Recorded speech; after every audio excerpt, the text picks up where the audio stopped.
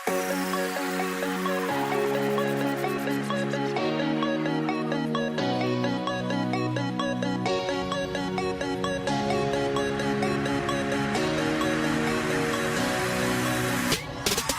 สดีค่ะขอต้อนรับคุณผู้ฟังเข้าสู่รายการพอดแคสต์ของมหาวิทยาลัยกรุงเทพ Let's Talk Podcast by BU นะคะสำหรับ EP ในวันนี้ค่ะคุณผู้ฟังเราจะมาพูดคุยเราจะมาสนทนาเกี่ยวกับเรื่องของบทบาทของผู้หญิงกับการเป็นเจ้าของกิจการหรือการเป็นเจ้าของธุรกิจในประเทศไทยและในอาเซียนนะคะและแขกรับเชิญที่เราจะมาพูดคุยกันในวันนี้ก็จริงๆเป็นคนคุ้นหน้าคุ้นตาค่ะเพราะว่าเขาเคยเป็นแขกรับเชิญของเราในรายการนี้ Let's Talk Podcast by BU กันแล้วนะคะเพราะฉะนั้นเดี๋ยวเราไปพบกับแขกรับเชิญของเราในวันนี้กันเลยดีกว่าค่ะเนื่องจากว่าแขกรับเชิญของเราในวันนี้เขาสื่อสารเป็นภาษาอังกฤษเป็นภาษาหลักนะคะเพราะฉะนั้นเดี๋ยวต่อไปนี้เชอรี่จะขออนุญาตดำเนินรายการเป็นภาษาอังกฤษนะคะคุณผู้ฟัง so let's talk podcast by BU we like to welcome our family face because she once honored this chair before let's talk podcast by BU today we like to welcome Dr.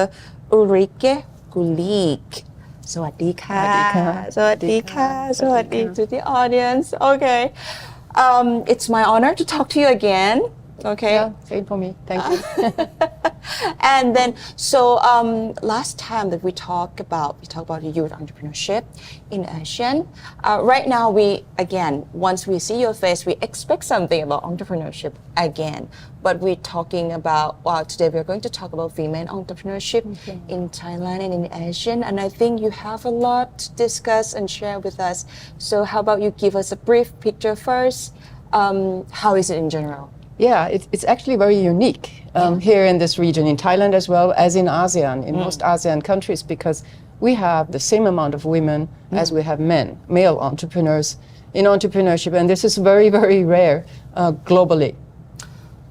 So we are pretty much unique. Wow. Yeah. We'll go deep in detail later about that. Yeah, how is it like?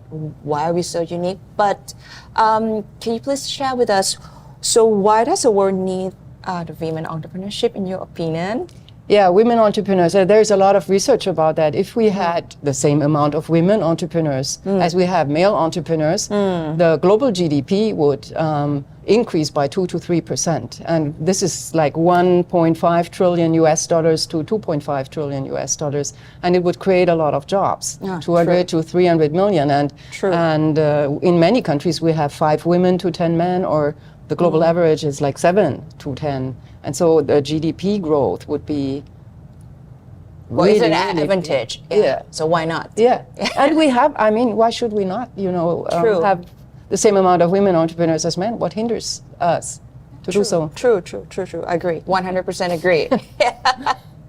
Okay, so, and the activities, aspiration and attitude of youth, so how about this, that you'd like to share with us? For the fear of failure rate is very high for women in Thailand and Vietnam. Skills, anything? What do you think? Yeah, we have about 60% of the women entrepreneurs who fear to fail. Men is 50%, which is also high in a global comparison. But 60% is really a lot. But they start businesses. So this is the point. We have so many women entrepreneurs, but they fear to fail. And this fear hinders them to change something in the business, to innovate or to add employees. So the aspirations to grow the business are not really there. They want to keep it as it is. They fear to fail if they start, changing something. Yeah, expanding or changing something. And that's the downside. And that's why we have to actually find a way to help them overcome that fear. Balance the feeling. Yeah. But actually, I don't know, this is like, because I have no idea about the female entrepreneurship, but isn't it normal to fear, because, but normally you try to have you risk, you have risk as an entrepreneur, but you try to avoid risk as much as you can. It's not that you jump into risk and say, it's great to have risk. No. You should have some principle. Yeah, and but I think, and this is the problem, because risk averseness is also a point that has to do with fear of failure, and so I think it hinders them at some point. But they start businesses. It's not that they don't do business. At least a start. Yeah. Right. Definitely. Yeah. Okay. So how about the innovation level of men compared to women? Are they like different? rates or, similar rates or something? Actually, what we found is that the women tend to use newer technologies faster, and they're more likely to use them than men. On average, Asian entrepreneurs, both men and women, if they are younger, they're better than the global average to use new technologies. But still, we do not have high-tech businesses. Just like 1% of all businesses are high-tech or medium-tech. They're still retail, hotel, resale, restaurants. All of that is a majority of entrepreneurs. They don't go into innovative new technologies. Okay. I just want to emphasize this is we're talking in the context of Thailand And ASEAN. and ASEAN only. Okay. So how about the gender equality in the entrepreneurship? Because right now we are talking about the gender equality in every aspect of the society. How about this in the world of entrepreneurship? Do you have a number that you can share with us? How is it? Yeah, in Thailand, we have, let's say, we're not gender equal at all, but we have gender equality. I think we range in the middle. That's great Of news. 140, 50 countries, we're in the middle, pretty much. And but in entrepreneurship and also in top management positions, we can say we have gender equality. We don't have it in the normal workforce because wages are still lower for women. And we don't have it in politics. We don't have it in, the law, in the courts, in the legal system. Not at all. I think in politics it's maybe 15% in Thailand of women participation. Yes. And so we're not gender equal. But the opportunities are the same for women in entrepreneurship. But entrepreneurship in business in general, we are pretty equal. Oh, okay. Yeah. That's a good news. Yeah, also. that's very good news. Yeah, that's very good news. Okay, and so what type of businesses that typically run by women? Yeah, we see a shift now going from the traditional shop they might open to online. I mean, the pandemic threw us in there as well. But also for women, it is. So we see an increase in online trading, online sales, because for women, they still traditionally have to balance, the family, the kids, care for elderly. It's still the female job. Yeah. And so with the online participation in trading, they can balance it better. And so we see actually a sharp increase in this position, in startups. In my own experience, when I shop online and I talk to the shopkeeper online, I think 99.99% were women. For me, based on my own experience. Yeah. And we also saw in Thailand specifically that in the pandemic, those who started up in the pandemic, they did not start because they said there's no other job and I lost my job and I have to do that. They see opportunities actually. True. And they say, I start a business because now is an opportunity to start something. And many went tech-based also, supported by technology at least. Yeah, I agree. Okay. So how about the challenge of the AEC on women entrepreneurship, in your opinion? Now, the AEC is, what the ASEAN governments decided to support our 9 industries, and we have women in some of them. But in automotive, there are very few women. We have in agriculture some women. We have in hospitality women. Yes. But we don't really have, these industries are not dominated by women, the 9 industries that are supported, where policies target these industries. But we have e-commerce, which is also one of the 9.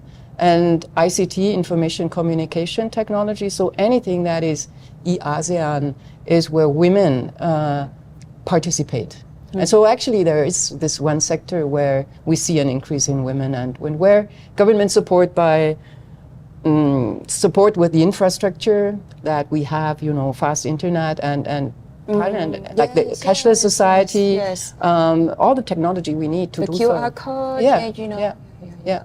All the convenience that they like to provide for us. Yeah. Agree. And so that support is there. And so I think this is a sector that is going to be very strong for women. I agree. So the last question here. How Thai women entrepreneurs describe their leadership, in your opinion? Yeah, with interviews with Thai entrepreneurs, they say there is like it's not a balance. Actually, there are two types of persons. Yes. And then we see it in history of Thailand as well, by the way. And they say on the one hand, we are very gentle. We're not taking the first step. But on the other hand, if it's necessary, we fight. And they use war terms. We fight, there is a war out there. And they say strong, yeah. And one of the female entrepreneurs said, if you'd see us in business, you'd be surprised. And another, wow. I'm proud. I feel proud. Yeah. And another woman said, even if you're a cat, we can act like tigers. So those were the words they were using. And I think that's and I know that even male corporates agree that for management positions, they prefer Thai women because they know that they can really work hard and fight. And that's the fighting part that makes them so strong. Yeah. They don't give up. Yeah. And so this is, I think, very interesting, especially for non-Asian people who say, how can they be so gentle? I don't think they can be in business and they can be strong in business, but they are. Let's see. They are. Let's see. Yeah. Okay. So, I think that's it for today. Okay. Very enjoyed talking to you like usual. Okay. Thank you very much. Thank you. Thank you very much. Okay. ค่ะก็จบไปแล้วนะคะกับการพูดคุยกับดร.อูลี่ของเรานะคะเชื่อว่าคุณผู้ฟังน่าจะได้สาระได้ความรู้แล้วก็สนุกสนานนะคะเกี่ยวกับท็อปิกนี้นะคะ Women Entrepreneurship หรือว่าการเป็นเจ้าของธุรกิจการเป็นเจ้าของกิจการและผู้หญิงนะคะบทบาทของผู้หญิงกับการเป็นเจ้าของกิจการในประเทศไทยแล้วก็ในบริบทของอาเซียนค่ะสำหรับ EP หน้าของ Let's Talk Podcast by BU เราจะมีแขกรับเชิญเป็นอาจารย์ท่านไหนมานั่งคุยกันในรายการติดตามกันได้ในตอนต่อไปนะคะสำหรับวันนี้ตัวของชูลี่เองและดร.อูลี่เราทั้งสองคน both of us like to say goodbye to you first until next time สวัสดีค่ะ Bye bye.